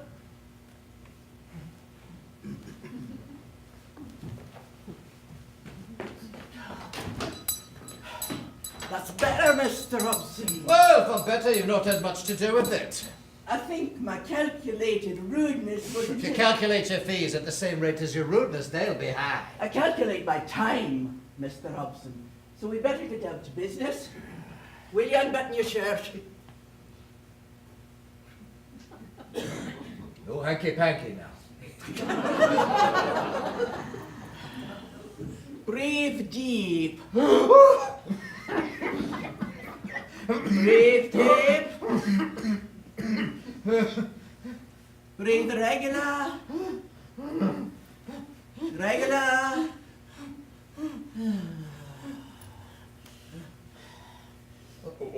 No. Aye, just confirms my first opinion. You've had a breakdown this morning. You might say that. Melancholic, depressed. Question was whether the razor had beat me or I beat razor. I won that time. The razor's in the yard. But I'll never dare to try shaving myself again. And do you seriously require me to tell you the cause, Mr. Hobson? I'll pay the brass to tell me. Chronic alcoholism, if you know what that means. Aye. Serious case. I know it's serious. What do you think you're here for? It isn't to tell me something I know already. It's to cure me. Very well. I will write you a prescription.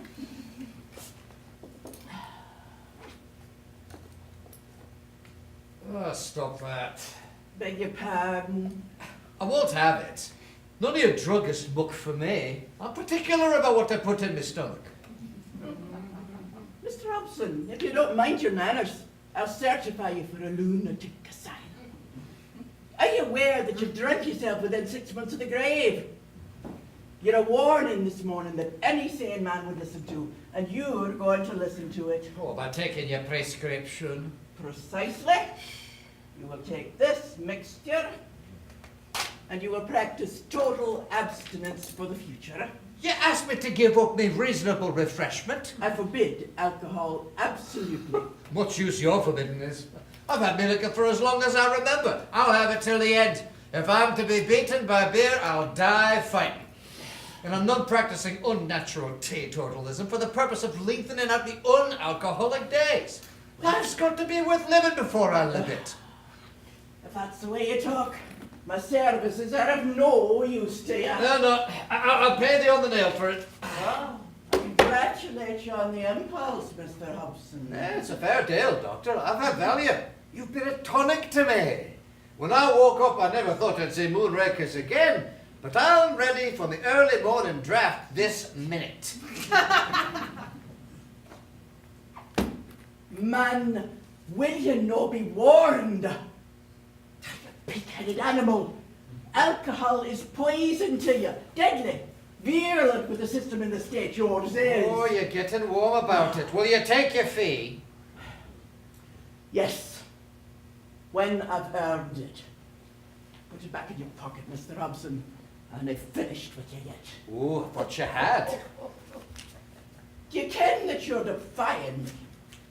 You'll die fighting, will you?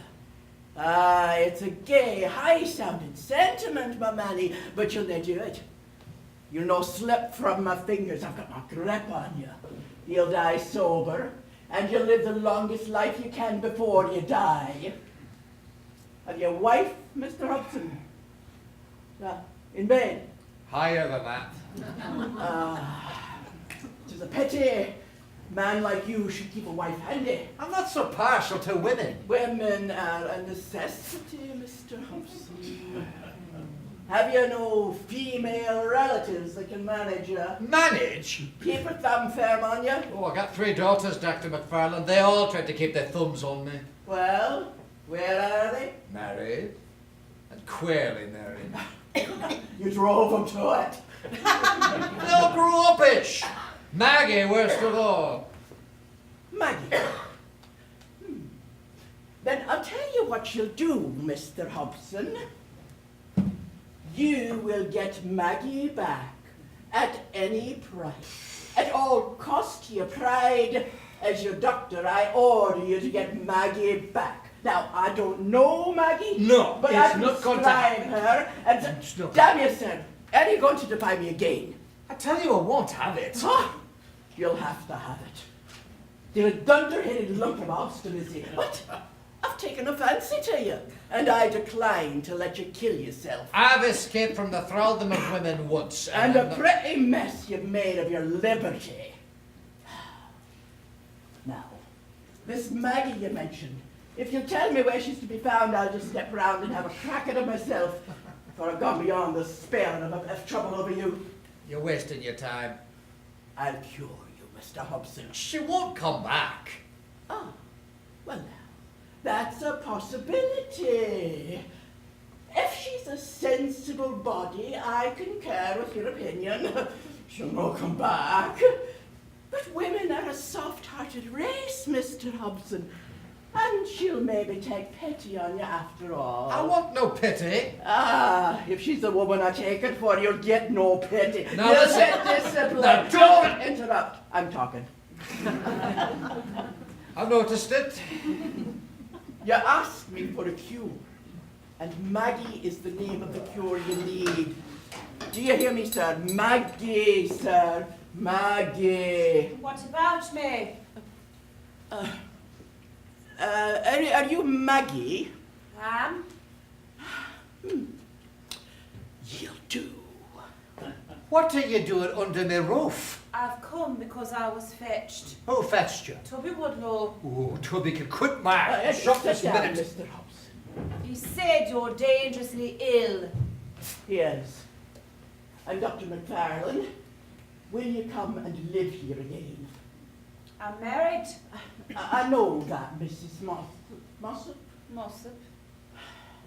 Your father is drinking himself into the grave. Now look here, Mrs. Mossop. Doctor. What's passing between you and me is not for everybody's ears. Well, I judge your daughter's not the sort to want the truth wrapped round with a feather bed for fear it'll hit her hard. Go on. I'd like to hear it all. Just nasty-minded curiosity. No, I don't agree with you, Mr. Hobson. If Mrs. Mossop is to sacrifice her own home to come here to you, she's every right to know the reason why. Sacrifice? If you saw her home, you'd find another word than that. 2 cellars in Oldfield Road. I'm waiting, Doctor. I've a constitutional objection to letting patients slip through my fingers when it's avoidable, and I'll do my best for your father. But my medicine will not do him any good unless it's backed up by your medicine. He needs a tight hand on him all the time. I've not the same chance I had before I married. But you have no chance at all unless you come and live here. Now, I will not talk about the duty of a daughter, as I doubt that he's acted badly by you. But on the broad grounds of humanity, it'll be saving a life if you'll come. I might. Nay, but will you? You've told me what you think. The rest's my business. That's right, Maggie. That's what you get for interfering in folks' private affairs. So now you can go home with your tail between your legs, Dr. McFarlane. On the contrary, Mr. Hobson, I am going with the profound conviction that I leave you in excellent hands. There is one prescription on the table, Mrs. Mossop. The other 2 are total abstinence. And you. Good morning to you. Good morning.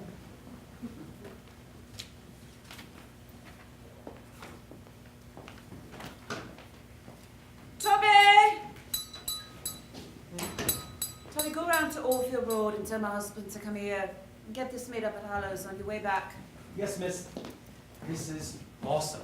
And tell Mr. Wilson that I want him here quick. Maggie, you know I can't be an abstainer. A man of me habits at my time of life. You can if I come here to make you. Are you coming? I don't know yet. I haven't asked my husband. You ask Will Mossop. Maggie, I thought better of you, making excuses to me like that. If you want to come, you'll come. So what Will Mossop says, and well, you know it. I don't want to come, Father. I expect no holiday existence here with you to keep an oath. But if Will tells me it's my duty, I shall come. You know as well as I do, asking Will's a matter of form. Matter of form. My husband, a matter of form. I dare say he's not the man that wears the breeches in your house. My husband, Father, so whatever else he is. And my home's my home. And all what you said of it just now to Dr. McFarlane's a thing you'll pay for.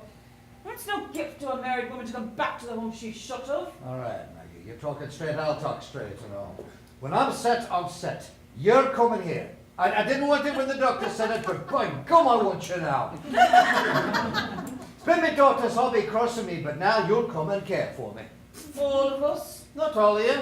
Your eldest. There's another man with claims on me. Oh, I'll give him claims, aren't I, your father? And I'm not your only daughter.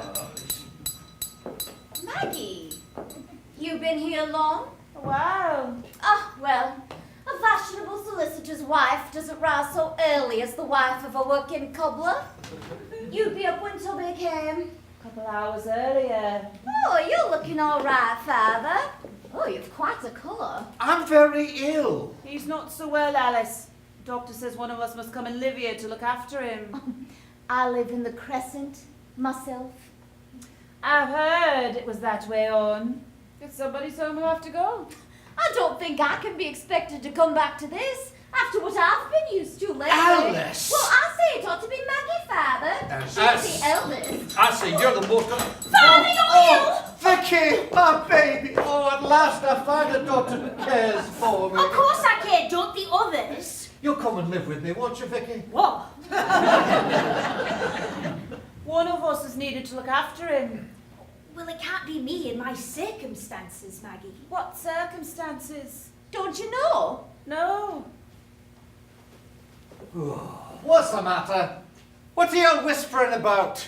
Father, don't you think you better go and put a collar on before Will comes? Put a collar on for Will Mossop? There's something wrong with your sense of proportion. You needn't pretend to us about your husband. We know Will here. Father, either I can go, or you can go and put a collar on for Will. I'll have him treated with respect. I expect you'd put a collar on in any case, Father. Of course I should. I'm going to put a collar on, but understand me, Maggie. It isn't for the sake of Will Mossop. It's because my neck is cold.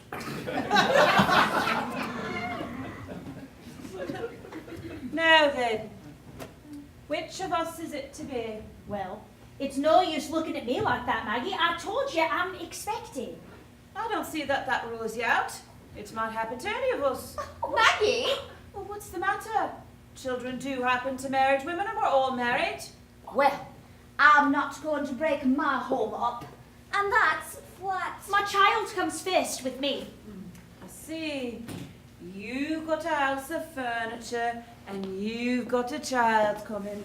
So Father can drink himself to death for you. Oh, that's not fair speaking. I'd come if there were no one else. You know very well it's your duty, Maggie. Duty? I should think it'd be a pleasure after the year living in 2 cellars. I've had 30 years of the pleasure of living with Father, thanks. Do you mean to say you won't come? It isn't for me to say at all. It's for my husband. Oh, do stop talking about your husband. If Alice and I needn't ask our husbands, you never need ask yours. Will Mossop hasn't the spirit of a louse. We know it as well as you do. Maybe Will's come on. Since you saw him, Vicky. It's getting on a while ago. There he is now in the shop. I'll go and put it to him.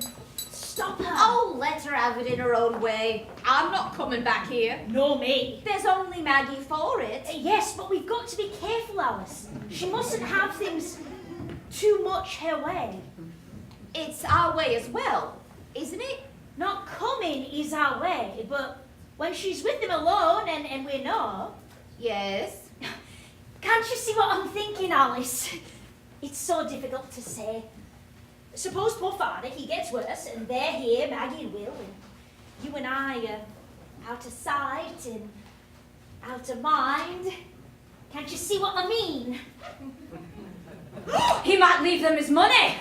That would be most unfair to us. Father must make his will at once. Albert shall draw it up. That's it, Alice, and And don't let's leave Maggie too long with Will. She'll just tell him what to say and he'll pretend he thought of it himself. Why, Will! What are you doing? I'm looking over the stock. Oh, it's father's stock, not yours. That's so, but if I'm coming into a thing, I want to know what I'm coming into. That's never Willie Mossop. Are you coming into this? Proposal, isn't it? I didn't know that it was. Maggie, I reckon you go fetch your father and be sharp about it. I'm busy at my shop, as there it is. Oh, it's a good business this day, has Hobson's. What on earth do you mean? It's a good business still. Try selling it and you learn. Stock and goodwill fetch about 200. Oh, don't be foolish, Will. 200 for a business like father's? 200 as it is, not as it was in our time, Vicky. Do you mean to tell me that father isn't rich? If you're not married into law, you know what they say about your father in trading circles. I mean, Vicky ought to know. Her husband's in trade. Oh, my Fred in trade. Isn't he? He's in wholesale. That's business, not trade. And the value of father's shop's no affair of yours, Will Mossop. Well, I thought that it was. Now, if me and Maggie are coming here... You coming to look after father? Maggie can do that with one hand tied behind her back. I'll look after the business. You'll do what's arranged for you. I'll do the arranging, Alice. If we come here on my terms. There'll be fair terms. I'll be sure to fair man, Maggie. Will Mossop?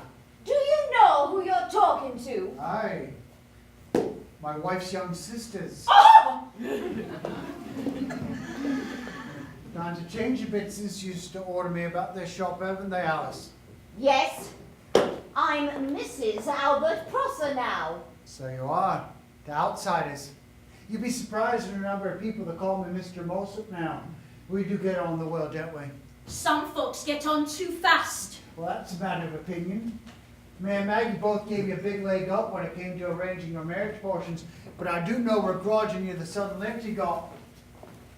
Oh. Good morning, Father. I'm sorry to hear you're not so well. I'm a changed man, Will. There used to be room for improvement. What? Sit down, Father. Aye, let's get on with it. Kept me waiting long enough.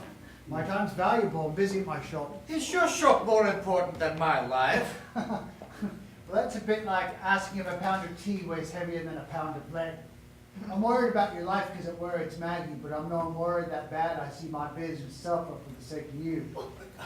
This isn't what I'd a right to expect of you, You Will. have no right to expect if I care whether you sink or swim. Will. What's to do? You told me to take a high hand.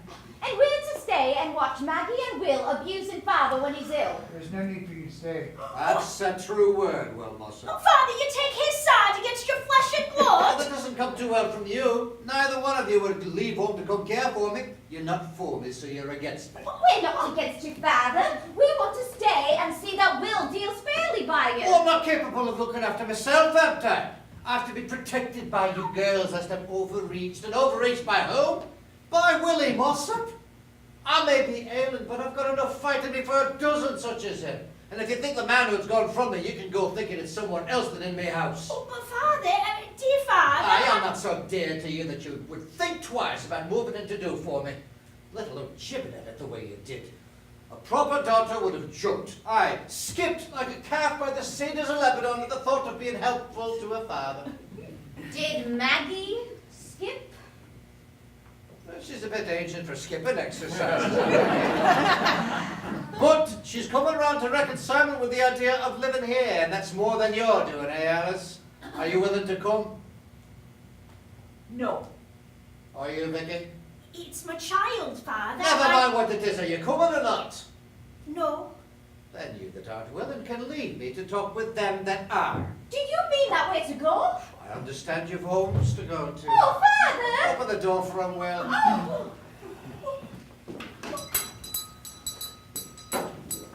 Vicky! Well, I don't know. We'll be happy to see you here at tea time on a Sunday afternoon if you'll condescend to come sometimes.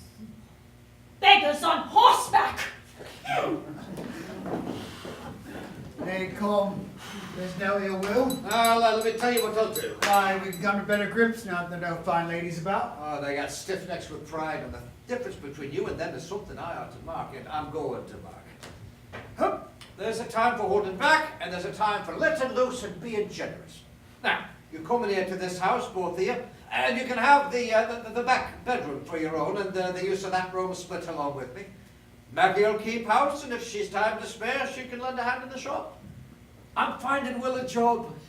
You can come back to your old bench in the cellar, Will, and I'll pay you the old wage of 18 shillings a week, and you're making no equal wax with the cost of housekeeping. If that's not handsome, I don't know what is. I'm finding you a house rent-free and paying half the keep of your wife. Come on, Maggie. I think I'll have to. Well, whatever's that only for? The main good news to you about got a business down the Oldfield Road and I'm neglecting it with wasting my time here. Wasted time? What is it with Will? I made him a proposal. A job of his own to see to, Father. A man who's offered a job at Hobson's has no one to worry about a shop of his own in some wretched cellar on Oldfield Road. Shall I tell him, Maggie, or shall we go? Go, don't let me keep you. If he goes, I'll go with him, Father. You'd better speak up, Will. All right, I will. We've spent a year in yon wretched cellar, and you know what we've done? We paid back Mrs. Hepworth what she lent us for our start, and made a bit of brass on top of that. We've taken your high-class trade away from you. That shop's a cellar, and as you say, it's wretched. But they come to us in it, and they don't come to you. Your trade has gone down to all you sell is clogs. You've got no trade. Me and Maggie's got it all, and now you're here on bended knee asking her to come and live with you, and all you think to offer me is my old job at 18 shillings a week. Me, that's the owner of a business that's starving yours to death. But you will, Mossop. You're the old shoe hand. Aye, I were. But I've moved on a bit since then. I married your daughter, and she said about my education. And I'll tell you what I'll do. And it'll be a handsome thing, all from me to you. I'll close down my shop. Well, that doesn't sound like doing so well. Oh, it's doing well. But I'll do better here. I'll transfer to this address, and what I'll do that's generous is this. I'll take you into partnership and give you half share on the condition that you're a sleeping partner and do not try interference on me. A partner? You, yeah? William Mossop, late Hobson is the name of the shop I have. Wait a minute, Will. I don't agree to that. Oh, so you piped up at last. I began to think you'd both lost your senses together. It had better not be late, Hobson's Will. I meant that it should. Just wait a bit. I want to make sure I'm taking this in right. I'm to be given a half interest in the old business on condition that I take no part in running it. That's what you said? That's it. Oh, I've heard of impudence before. It's all right, Father. Did you hear what he said? Yes, that's settled. Quite settled, Father. It's only the name we're arguing about now. I won't have late Hobson's Will. I'm not dead yet, lad. I'll show you that I'm not. I think Hobson and Mossop is best. His name on this sideboard? The best I'll do is Mossop and Hobson. No. Mossop and Hobson, or it's Oldfield Road for us, Margie. Very well. Mossop and Hobson. I'll make some alterations to the shop, I will so. Alterations in the shop? No, to mine. I mean, look at that chair. How do you expect the high-class customers to come and sit in a chair like that?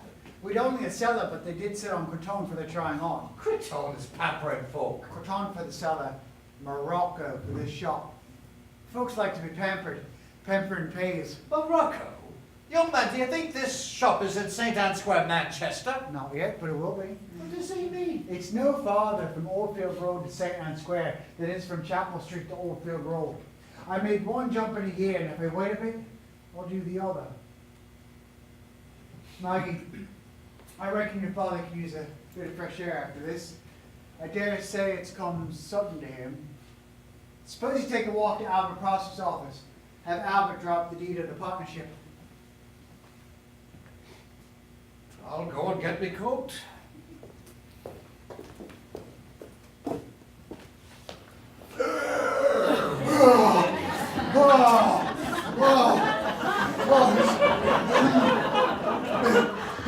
He's crossed like Maggie. I'm afraid I bore him too hard. You needn't be. Oh, I said such things to him, and it sounded as if I meant him too. Did you? Oh, did I? I suppose I did. Oh God! Oh, that's just the worst. I mean, you told me to be strong and use the power that's come from me through you.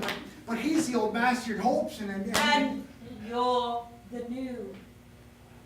No. New master at Hobson. What an outrageous big idea. Did I sound confident, Maggie? You did all right. Oh, I wasn't half as certain as I sounded. I mean, words came from my mouth that made me jump at my old boldness. And when it came to facing you about the name, I fair trembled in my shoes. Oh, I was carried away like Maggie. I would have never dared to cross you. Don't spoil it, Will. You're the man I've made, and I'm proud. Thy pride is not in the same street, lass, as the pride I have in you. Which reminds me, I've got a job to do. What job? No, about some improvements. Oh, you'll not do aught without consulting me. I'll handle this one last. What are you doing? You leave my wedding ring alone. I worn a brass one long enough. I'll wear this ring forever, Will. I was forgetting a proper one. I'm not preventing you. I'll wear your gold for sure. But that brass stays where you put it, Will. And if we get too rich and proud, you and I'll just sit together quiet. Take a long look at it. So as we'll not forget the truth about ourselves, eh, lad? Hey, lass. Oh.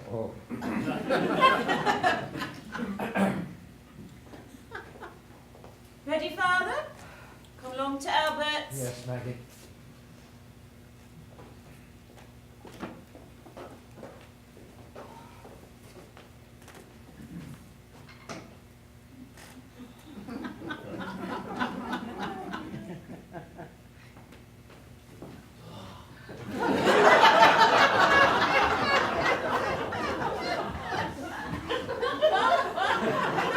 Well, by gum.